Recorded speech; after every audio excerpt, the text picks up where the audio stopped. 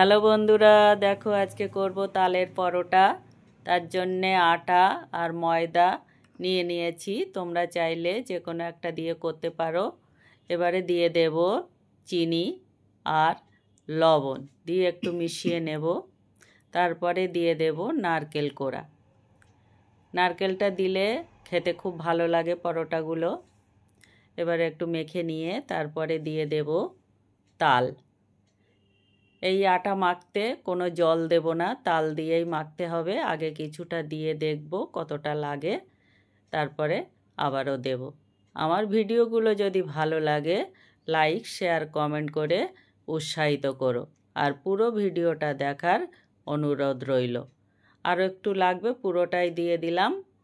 দিয়ে আবারও ভালো করে এটা মেখে নেব। দেখো মাখা হয়ে গেছে। এটা 10-15 মিনিট রেস্টে রেখে দেব ঢাকা দিয়ে। 10-15 মিনিট রেখে দিয়েছিলাম, আবারও একটু মেখে নেব। এবারে লেচি কেটে নেব।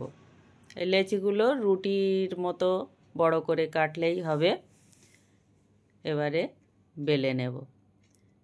একটু ময়দা ছড়িয়ে দেব, দিয়ে প্রথমে রুটির মতো করেই বেলে নেব।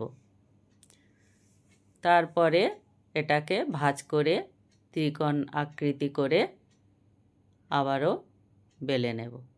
এইভাবে সব পরোটাগুলো বেলে নেব। দেখো রেডি হয়ে গেছে সবগুলো। এবারে একটা ফ্রাই প্যান বসিয়ে দিয়েছি, তাতে পরোটাটা দিয়ে দিলাম। পরোটাটা একবার এপিট ওপিট সেঁকে নেব, তারপরে তেল ব্রাশ করে দেব। পরোটায় সাধারণত একটু কম তেল দেয়া হয়। দিয়ে ভালো করে এপিট ওপিট সেঁকে নেব। দেখো একদিক হয়ে গেছে, আবারও উল্টে দিয়েছি। এই পরোটা খেতে কোনো তরকারি লাগে না, খালি খেতেই ভালো লাগে। তোমরা চাইলে তরকারি দিয়ে খেতে পারো। দেখো সবগুলো হয়ে গেছে। দেখো কেমন নরম হয়েছে। দেখো তোমাদের কেমন লাগলো এই ভিডিওটা কমেন্ট করে জানিও।